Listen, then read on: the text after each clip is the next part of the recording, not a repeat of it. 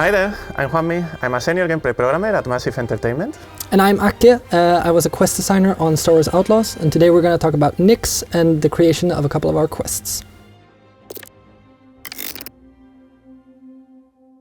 So one thing that you're going to notice now is like Nyx is going to speed up into the Trailblazer. This is something that one of our programmers did, because we always assume like the player, if they are getting close to the Trailblazer, they are gonna, the intentions are to get into the Trailblazer. In this case, it's more about a quest, but it still works fine because it feels like Nyx just going home, checking something, coming back to you, because he realizes about like you are not getting in there.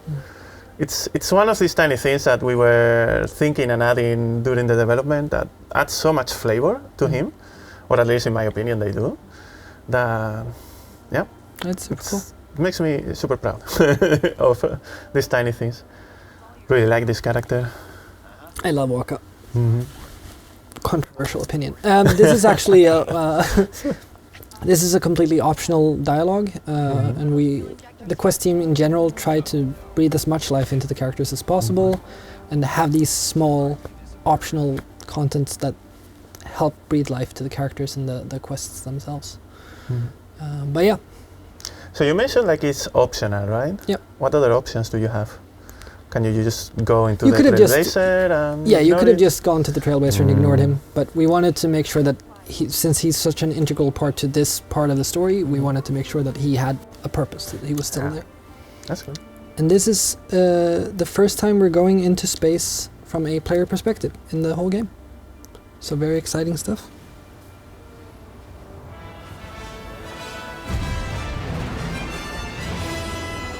We can actually talk, because you worked on the quest system as well, but so how it works under the hood now is that we have several quest scripts per quest, meaning the game knows which quest it's in, but it's split into parts, and so now we're in a different part of that quest, which is localized entirely to the space map of Toshara space. Yeah.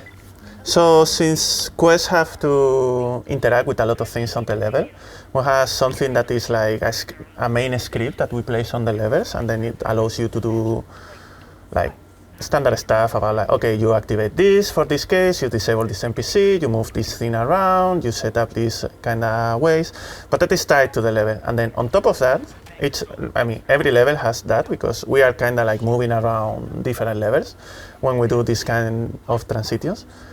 Then, in order to manage all of them, we have a main quest script where you cannot do like activate this thing on this level, but you can interact with other quest scripts. Right. And that one is more of a progression kind of script for the whole game, but yeah. But still the idea is like we have several scripts all around different maps. And as a lifelong Star Wars fan, like working on this quest was just a treat. Like I just loved being in these environments and with the iconic TIE fighters, and over there in the distance here you can see a pike ship being escorted by TIE fighters, which again is trying to highlight the collaboration between the pikes and the Empire in the Toshal system. So what options do you have right now? Right now I can move away from the TIE fighters and they will become angry at me, and that actually is a fail condition for the quest, because we wanted to have it be more cinematic.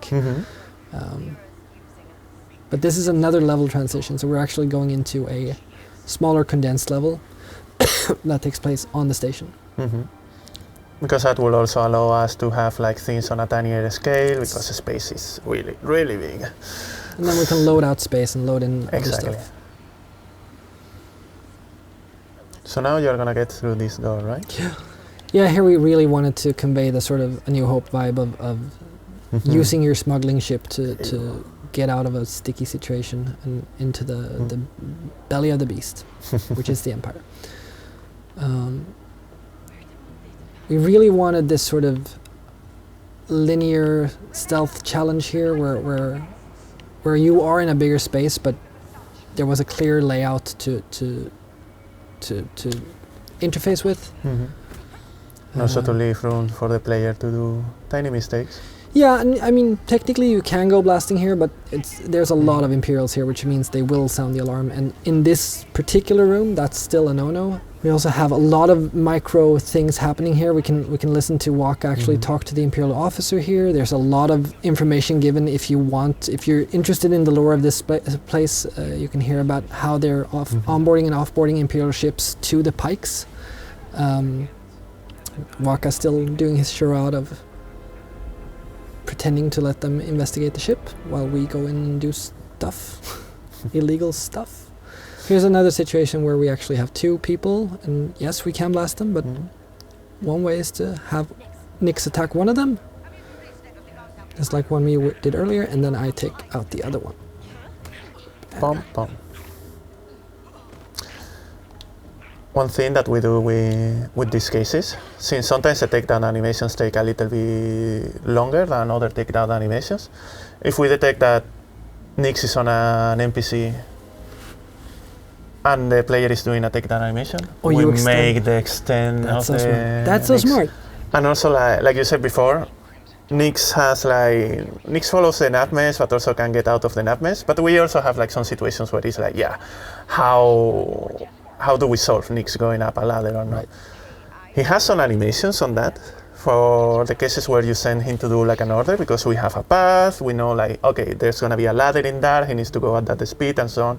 But if the player is the one like climbing the ladder, we will allow Nix to jump on the back of K.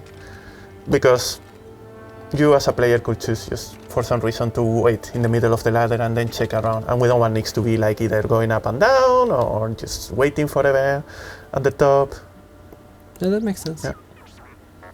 It's the same thing here. We've tried to have motion a lot in the background of this quest. So we have the TIE fighters moving around, we have the fuel canisters over here, but we also actually have Tashara in the background. It's very faint, but the added depth of this background hangar that you can't actually access, but it just gives it this feel of the scope is huge and it feels very Star Wars.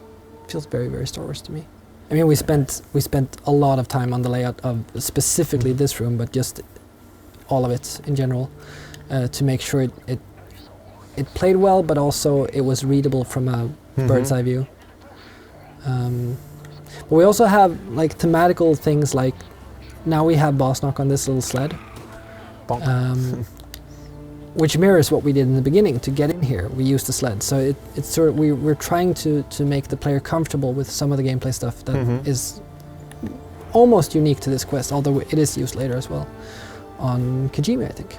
So since you mentioned before about like working a lot with the layouts and so on, how is it to design a whole quest? Right. For it, is it like you get like a rough idea about what you want to do and then you just go with it and then do tiny changes on the layouts, or do you just iterate over all of it and then change a part or reorder?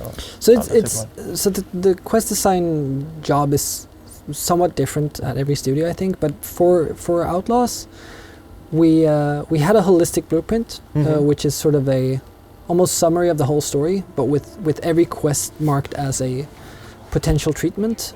You take that, you sort of redefine it, you think of it, you break it into gameplay, you make a quest design document, is what we call it, where you sort of boil it down to what you want to build. And then every quest has a little team, level designers, level artists, a quest designer, plenty of others, not excluding anyone, but like a big team that the quest designer sort of navigates throughout to build this. So the quest designer makes the kernel of the whole thing, but then everyone helps out to build what you see on screen. So it's a massive undertaking, and it's a very complex thing to build. And it takes a lot of reiterations. It takes a lot of where you sometimes think on paper it's a really cool gameplay thing, and then you try it out and it's not that fun, and then you have to pivot, and it's complex, but it's a lot of fun.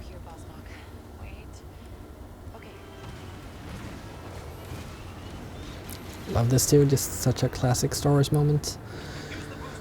So as we fly through this area, all the shields are turning on and the doors are closing, so we'll have to boost out of here. And this is another one of those moments where we actually lock you in, so you can only land on in Miragana. While usually you can land wherever you want on Miragana, depending on how many places you have unlocked. But for this quest specifically, we wanted to make sure you get a satisfactory ending to the quest and place you in the right spot. Also, because Boss Knock is on your ship, and we don't want you to accidentally play the whole game with Boss Knock, we made sure that you could only land here. Although, who doesn't want Boss Knock on their ship? But okay, that was some insight about how we build the quests. How we can use Nyx with the level, how cute Nyx is. How cute Nyx is, yeah. And thank you so much for watching. Thanks for watching.